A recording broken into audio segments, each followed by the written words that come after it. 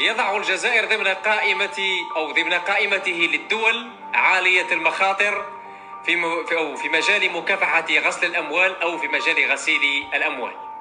دابا بالله عليك أيها الهوكيستاني، تحاول أن تقنع نفسك ياك وأن تقنع المبردعين من حولك على أن النظام الجزائري ياك اللي سامح السكوار يتغول على ظهر الشعب الجزائري، يعني اقتصاد موازي كله مضاربات وكله تبييض وتبويض للأموال خارج القنوات الرسمية المصرفية المركزية.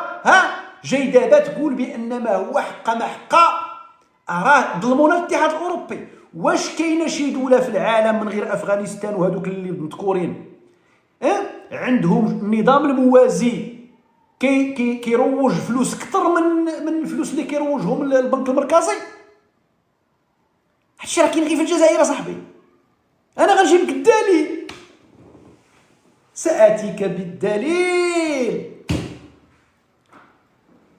تتذكرون أيها الإخوة أبناء وبنات عمي أن السي عبد المجيد تبون في إطار يعني الجزائر الجديدة قال لهم لقد رفعنا منحة السفر خارج الجزائر من 100 دولار أو 100 أورو إلى 750 أورو، وخرج الكدار وخرج أبو الأنوف وخرج المؤثرون الجزائريون وخرج الإعلام وقاد وأبو الحنوك والطبال والغياط والدرابقي، خرجوا جميعهم يهللون ويصفقون ويطبلون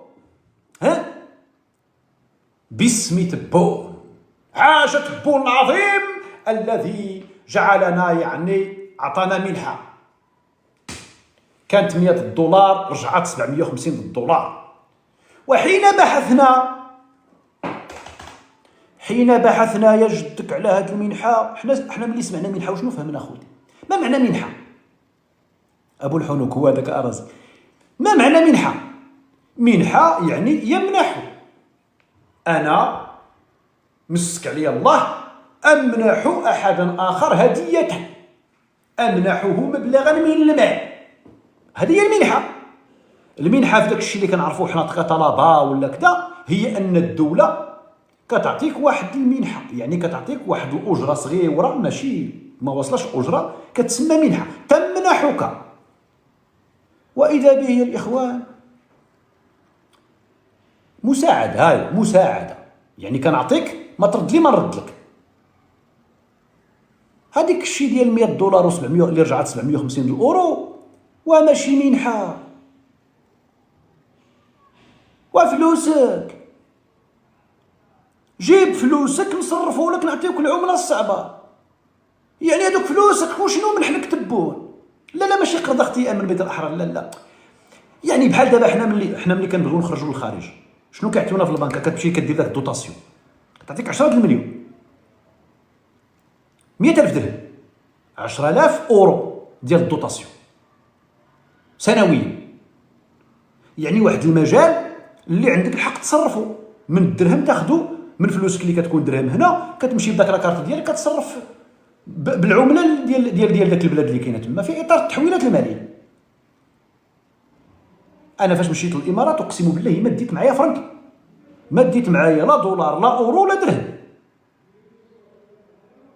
مشيت بالكارطه ديالي، كارت بونكير جوج ديتهم جوج احتياطا، اقسم بالله ما ديت فرنك. صدقوا ولا تصدقوا، جوج ديال لي كارت ديالي احتياطا باش وحده ما تخدم الاخرى، كلشي بلا كارت، الطاكسي بلا كارت، القهوه بلا كارت، المطعم بلا كارت، كلشي بلا كارت. من البنكه ديالي اللي هنا في المغرب، من الرقم ديالي ديال البنكه هنا في المغرب. ما كاين لا منحه لا مشي للسكوار جيب الفلوس سير للمطار عطيك طبال زمر طمر، لا ديت الفلوس ما ديت الفلوس، شحال ديت ما ديت، كارطه ديالك فلوسك راهم في البنكه، كلشي شفاف كلشي ترونسبارون. تقدروا ديروها في الجزائر، تقدروا ديروها نتوما في الجزائر. انا غنسمعكم وشنو كيديروا في الجزائر.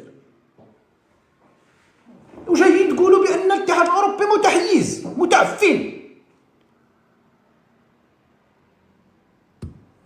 طبعا انا سولو اي واحد كيخرج من المغرب كيمشي مغربي ساكن في المغرب كيمشي سياحه لاسبانيا ولا لفرنسا ولا كيمشي لاي دوله، سولو كيفاش كيدير كارت بونكير، كيمشي للبنكه ديالو كيطلقوا له الدوطاسيون يمشي يخدم شغال صافي، ولا بلا ما يمشي للبنكه كيطلق الدوطاسيون بالابليكاسيون عنده في التليفون.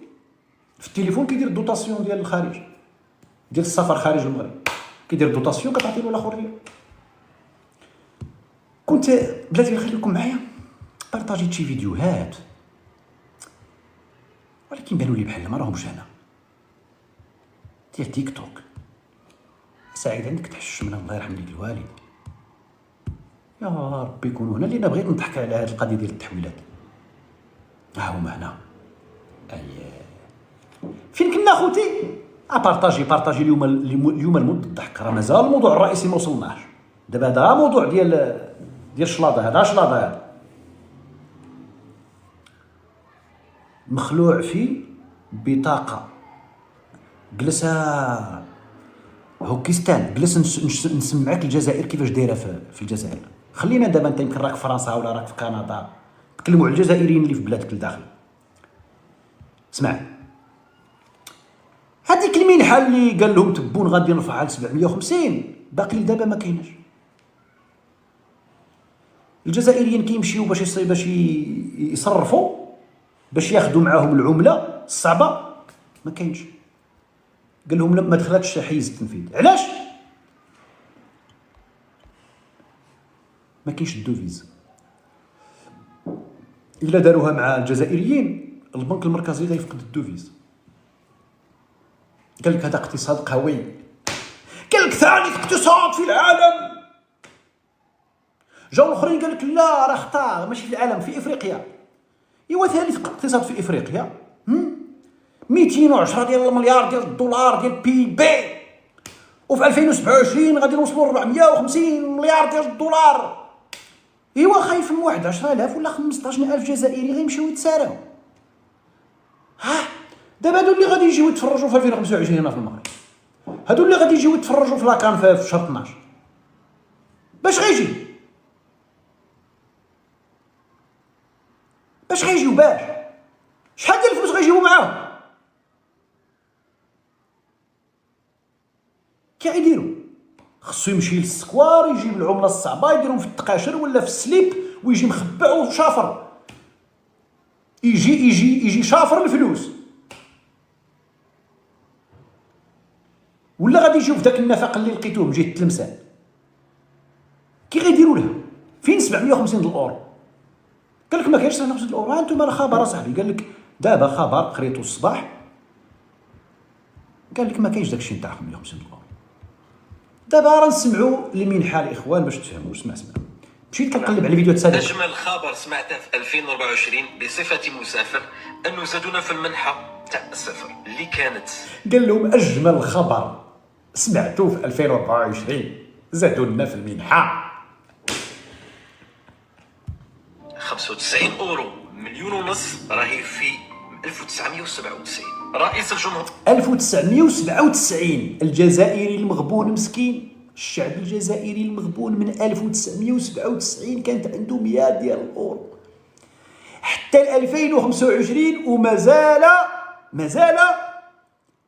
ديال الاورو. وملي قالوا له غنوصلوها لك 750 الاورو قال لك اجمل خبر في حياته. دار قانون جديد ابتداء من 1 جونفي 2025. عندنا 1 جونفي اللي لحدود الان، رانا دابا في شهر 7، مازال ما عندهمش الحق في 750 الاورو. فلوسه ماشي منحه الاخوان، كتسمعوا منحه صاحبكم راه كتعطى لهم كادو ولا فلوسك. دابا تخيلوا معايا جزائري غادي يجيب لي 99 الاورو غيجي للمغرب.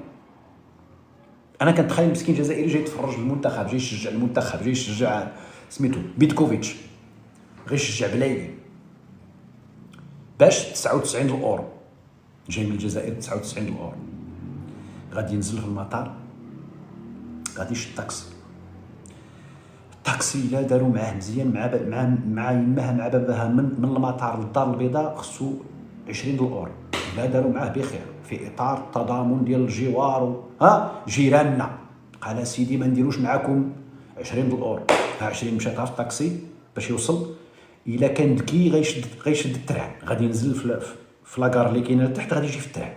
انا كنوصل السكه الجزائري ملي غتنزل في المطار محمد الخامس، نزل راه كاين تما التران تحت المطار، غيتقام لك شويه رخيص صافي. غادي تجي يمشي 3 4 الاورو ولا باش غادي تجي لكازا، غتوصل لكازا ياك. شو انا كنعطيك الميزانيه ديال هذيك 99 اورو، غادي تمشي مع ناس. الا بغيتي تعيش كما خصك تعيش، عندك تما نهار في كازا، هي تما في كازا نهار، وغترجع بحالك. غتسالى لك في نهار وصلتي مع 6 الصباح، قلتي راه نضرب دوره في كازا، غير تاكل غير تاكل.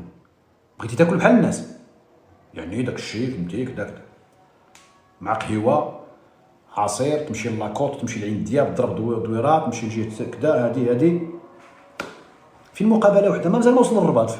رازق في المقابله وحده مازال ما وصلش للرباط. حنا دابا راه كازا مشات 100 اورو، زال ما وصل للرباط. الا وصل للرباط راه نستناو الاخوان الاذان. هو غادي يبدا. كلشي كبس الاخوان، الله يجزيكم بخير. كلشي كبس لينا بنتو لي بحال انا نقصتو التكباس. كلشي كبس، نوصلوها 300,000 دابا على مثال الاذان. وغادي نكملوا هاد القصص هادو، غادي نمشيو للقافله ديال الصمود غندويو عليها.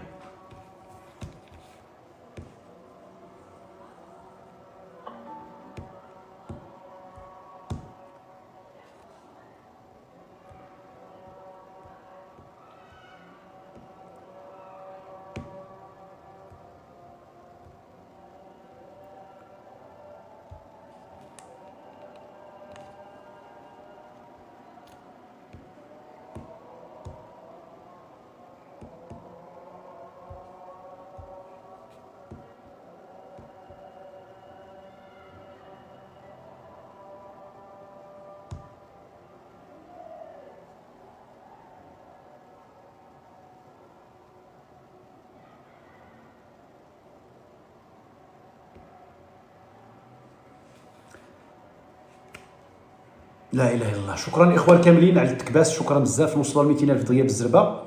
يلا نرجعوا لهذا خونا هذا اللي قال لك فرحان، قال لك اجمل خبر في حياته. نصرفوها اليوم الاورو في البنك راه 1 اورو 139 دينار. نعم الدينار طلع. حنا ما نشجعوش الناس تقطع في الدينار، حنا نشجعوا الدينار يطلع وما نضحكوش على الدينار تاع بلادي. دونك 750 اورو كنتصرفها اليوم طيح لك 10 ملايين ونص. كي كنا نشروها في المارشي نوار في سكوير كانت تطيح لنا واحد 400 اورو ما تفوتهاش. هاد خاطر غادي تجيب لك 750 اورو. هذه بالنسبه للناس اللي راه حابه تسافر بالقليل، ما عندهش ولا جامي يسافر، كان كلشي جينا غادي. دروك غادي تروح وتضرب في 14 اخي المواطن. يعني ما تقدرش تدي هذيك المنحه وتروح تصرفها تبيعها بلا ما تسافر. دابا علاش راكم تكذبوا على الشعب الجزائري؟ ما سميتهاش منحه صاحبي، ما سميتهاش منحه صاحبي. وهذوك فلوسك انا ما فهمتش. دابا واش حتى منحه البطاله ماشي فلوسكم ولا ما فهمتش؟ واش نتوما باغيين تكذبوا يعني؟ واش باغيين دابا واش كتكذبوا على الناس ولا كتكذبوا على راسكم ولا على رواحتكم كما راكم تقولوا؟ قال لك منحه السفر. انا في الاول تسحب لي قلت هاد الجزائريين راهم في الطحين، اللي يجي خارج يعطيو له 750 فرنك 7500 درهم. فين ما جيتي خارج غادي لفرنسا هاك 750 كادو منحه. هكا فهمت انا. فاذا به تبين ان من فلوسه خصو يمشي يصرف ولا ما كاينش ما وفرحانين ب 750 وما قادينش. المغرب عنده 10 مليون. هوكستان المبردع. سير سول المغاربه اللي كاينين في فرنسا، اللي كاع اللي راكم عايشين تشوفوهم وتلاقاوهم وجيرانكم، قولوا لهم في المغرب شحال المغربي عنده الحق يصرف سنويا، ياخذ ديال العمله الصعبه يصرفها على برا 10,000 اورو. نتوما فرحانين ب 750. السؤال المطروح راه ماشي دابا حنا زعما حنا احسن منكم ولا لا لا لا لا، ماشي حنا اللي احسن منكم. الاقتصاد المغربي افضل مليون مره من الاقتصاد الجزائري، لان الاقتصاد الجزائري ما يقدرش يدير هذه القضيه، لان الا دارها مشى كل شيء. انتم 750 وما قدش تبون يديرها لكم، لان الا 10,000 الناس، 15,000، 20,000 ديال البشر غادي يخويو لكم الدوفيز في الجزائر. دابا غادي نشرح لكم كيفاش سمعوا واحد الفيديو. خلينا من هذا نسمعوا فيديو ثاني، ومن بعد غنجيب لكم واحد الفيديو كيشرح كيفاش غادي يديو دوك الفلوس. هذا مشى نشوفوا هذا. دينار جزائري 1,400,000 في العرض. لا تشري 100 اورو من برا ب 2,600,000 كما دير دركا، تولي تشريها من البنك 1,400,000 برك. يعني لي زوتيل والطيارات في الخارج. هذا كيشرح. سير نمشيو لواحد اخر، واحد السيد. سألني كثير من المتابعين عن حكم من. سمعوا، ها هو واحد الشيخ، هذا فقيه في الجزائر. سمعوا كيفاش راه يهضر وعلاش راه يهضر. سمعوا مزيان الخوت. السفر إلى الخارج التي أقرتها الحكومة مؤخرا 750 يورو التي تأخذها من البنك، تغير العملة الجزائرية بسعر البنك وتأخذها من أجل السفر سواء للحج أو للسياحة. أولا حتى أذهب مباشرة وباختصار أن هذه المعاملة جائزة، يجوز لك. دابا كيسولوه واش حلال ولا حرام.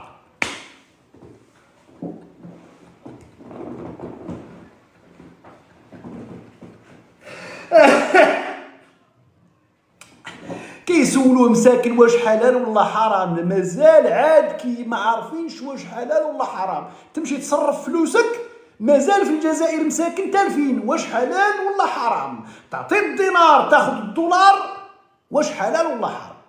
تعطي الدينار تاخذ اليورو واش حلال ولا حرام. ما فهمتش انا هاد الخوت هادو والله تاخذ هذه المنحة. ما عليناش اسيدي، حنايا حسن النيه، حنا ما نسبقوش كما كيقولوا سميتو. زيد الشريف زيد، كنوقروا ونحترموا رجال الفقه والدين وداكشي. سير تدفع مقابل مالي، يعطيوك صك ولا شيك ولا. قال لك كتمشي كتدي، واسمع دابا كيشرح لهم. قال لهم العمليه هي انك كتدي الدينار وكيعطيوك شيك صك موندا ولا حواله حتى تصل الى المطار وتدفعها، يعطيوك ثم اليورو ولا الدولار حتى تمشي للمطار. كتمشي للمطار كتدي لهم داك الماندا، داك السك، داك الشيك، وكيعطيوك الاورو او الدولار. زيد في المطار. دابا تفهموا علاش. وتسافر راشدا. هذا الخلاصه، الكونكلوزيون مبدئيا. التفصيل ما هو؟ هذه المعامله دابا غيفصل لهم، دابا غيعطيهم التفصيل. سير. بعض الفقهاء استند في حكمها على موضوع السفتجة، وبعضهم كيفها على أنها الحوالة في الفقه. إذا قال لك الفقهاء كيفوها على جوج الأسماء. السفتجة شنو هي هاد السفتجة؟ الله أعلم. دابا ملي كتكون في الجزائر وعندك هاد النوع نتاع الاقتصاد وعندك تبون حاكمك وعندك السكوار وعندك هاد الكبرانات، كيبان لك شي أسماء وشي حويجات ما عمرك سمعتيها. السفتجة، أنا السفتجة كلمة إفرنجية جات من السلطة. أن السفتجة عبارة عن إنسان، وهذه موجودة حتى في القديم، أنه يكون مثلا في بلاد فيريد أن ينقل مالا من بلاد إلى بلاد، فيأخذ المال من عند إنسان. شوف مساكن في الجزائر مازال في الجزائر في 2025 مازال باغيين يفهموا كيفاش يعيشوا السفتجة.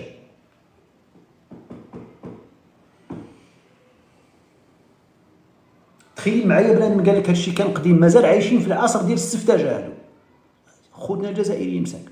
شوف تبون فين راه معيشهم في عصر السفتجة. يعطيه لإنسان، يعطيه سكن يأخذه معه في الطريق. دونك قال لك دابا كيشرح لهم على حسب قطاع الطرق. ملي كانوا قطاع الطرق في الايامات ديال سليمان القانوني في الجزائر، بابا عروج وداك الكسال اللي كان حاكمهم تما، داك الداي ولا الباي اللي كان اللي ماشي كسال، كان غسال الموتى. ملي كان حاكمهم غسال الموتى، قال لك تحط الفلوس هنا في البلاد الاولى كيعطيوك واحد الصك وكتمشي للبلاد الثانيه وتما كتاخذ الفلوس. هذه سميتها السفتجه. قال لك باش الطريقه مثلا والسارقون كيلقاو الصك ورقه كيما دي ما عندهم ما يديروا بها، لان مكتوبه باسمه، ما عندهم ما يديروا بها، يخليوه. عندما يصل الى بلده يروح الانسان الذي ارسله اليه فيعطيه المال الذي وعده به او اقرضه اياه، ولو كان من عملتين مختلفتين. يسموها السفتجه. يسموها الحواله الموندا، سواء بريديه او بنكيه. عادة تكون مثلا بين بنكين او بين دو بوست، يعني مكتبي بريد. فانت تدفع مال هنا، يعطيوك لو بون هذاك ولا الرسو بلا راك خلصت، يروح هذا السيد صاحبك ولا شريكك ولا اخوك في ولايه اخرى ياخذ المال. او انسان كما الصوره هذه يحول مال من بنك الى بنك، وهذا الشيء معتمد عليه في الاستيراد والتصدير، في الامبور اكسبور. يعني باش نعرفوا كي تجي تصدر فتوى دير حسابك وراها العواقب تاعها واين يصل تاثيرها. قالت لك انا نصرف لك 750 يورو بصح ما نعطيهم لكش. هو دابا رجع لذاك باش دابا هو مشى رجع باش يشرح لنا هذيك 750 يورو كيفاش غادي ياخذوها في الجزائر.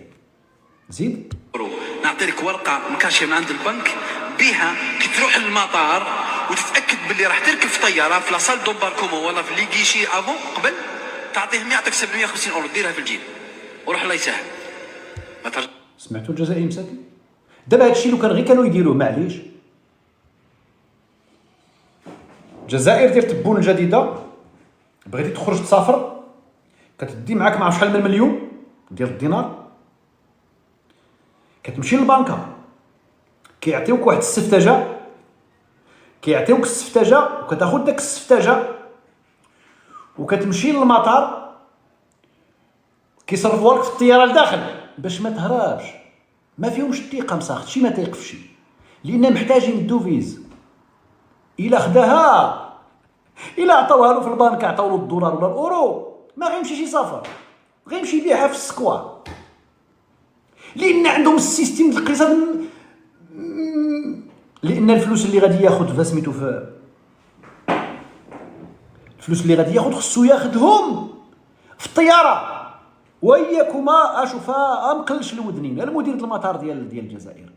عندك يجيو هذوك الجزائريين وتعطيهم الفلوس زعما مازال في ذاك الكولوارات ولا مازال حتى يركبوا في الطياره،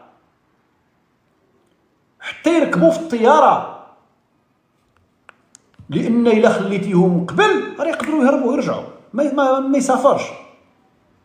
غادي يمشي يعاود فيها يمشي يعاود فيها البيع في السكوار. زيد الشريف. لماذا وضعوا هذا القيد؟ لاننا للاسف لسنا امناء ولا نزهاء. احنا لو هو قالها، قال لك لماذا وضعوا هذا القيد؟ قال لك لاننا للاسف لسنا امناء ولا نزهاء. راه ماشي المشكل ان الشعب الجزائري ليس امنا ولا نزيها، المشكل ان النظام الاقتصادي يشجع على اللا امانه ولا نزاهه. النظام الاقتصادي الجزائري نظام يشجع على السرقه، على التهرب، على الاقتصاد الاسود، على الاقتصاد الموازي، على الهروب، على التهربات، على. لذلك سجلتم لدى الاتحاد الاوروبي في خانه تبويض الاموال. داك الشيء علاش قالوا لكم نتوما كتبوضوا الاموال، ماشي كتبيضوا، نتوما كتبوضوا. فهمتي دابا اكون زيع بن بوزيع الهوكيستاني؟ انا شرحتها لك بالطيطه. هادشي كامل في اطار السفتجه. زيد السي السفتجه. بشر انا اعطي منحه تغيير 750 اورو فقط لمن يريد ان يسافر فعلا. احنا ندبروا الباسبور تاعنا ولا ونروحوا ونجيبوا 750 وما راناش مسافرين، ما عندكش حق تديها. شتيها هو قالها، قال لك كاين اللي لو كان ما دارهمش هذا القيد ديال الطياره غادي ما يسافرش، يمشي يعاود فيها البيع. لما صرنا نخدع ونحتال داروا هذا القيد. سيرتم تاع تخدعون وتا ماشي انا ما قلت والو. باش يتاكدوا باللي راك مسافر فعلا باش يعطوك 750 اورو. ثانيا المجمع الفقهي المنعقد سنه صافي في اللائحه السوداء هذيك انا جحقت في اللائحه السوداء. دابا الاخوان ديالنا غادي نمشيو الى الموضوع الثاني. بعدا نعطيو مستجدات في القضيه ديال قافله الصمود التبوني. الصين لا هو مازال شويه، مازال ما نسبقوش، تكون شي امور. دابا الصين كاين غير السفاره الصينيه، المهم في اطار التلميحات والتسخينات. حتى جنوب افريقيا انا قلت لكم ذاك النهار، حتى جنوب افريقيا راه غاديه، هي باديه بواحد الحزب، من بعد الحزب الثاني، من بعد كذا، من بعد كذا، كيسيون دو طون. والصين كذلك. الاخوان كلشي كبس الاخوان. قبل ما نمشيو للموضوع الثاني، كيبان لي ان اللايف بدا كي ما بقاش عاجبني. يا لا ويا لا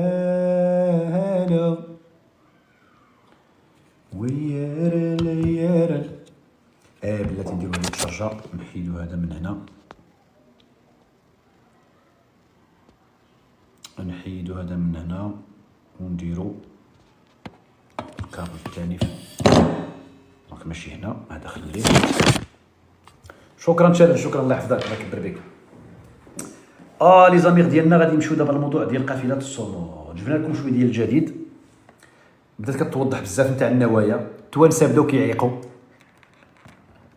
التوانسه عاد طلعت معاهم السخانه، لا هما لا قيس سعيد.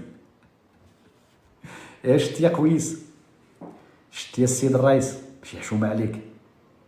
شحال وحنا كنقولوا لك رد بالك، راه يحشي لك تبون. صدقتي من خارط في العمليه الاخوانجيه، صدقوا الاخوان المسلمين حشاوها لك. شتي قيس سعيد، هما ورطوك دابا انت مع السيسي. هو دابا تبون داير هذا وانت علاش انت علاش غدير العيب مع السيسي؟ علاش؟ شتي السي قيس سعيد اش كنقولوا؟ ابن عمي ديالي.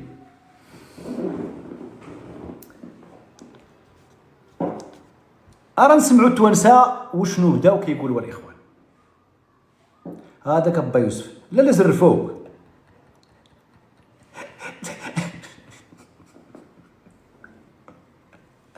دار له صابونه. قيس سعيد غادي كيهضر داك اللغه العربيه سلو. لو رايتم سمكتان في البحر تتخاصمان واعلموا ان باخره اسرائيليه مرت فوق السطح، فوق الموج.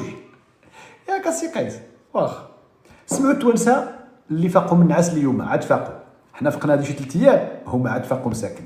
السلام عليكم. حنا رابعه عندي مشكل في هذا الفيسبوك الاخوان، والله الا مشكل. الفيديو ما كيعطينيش منين نردوا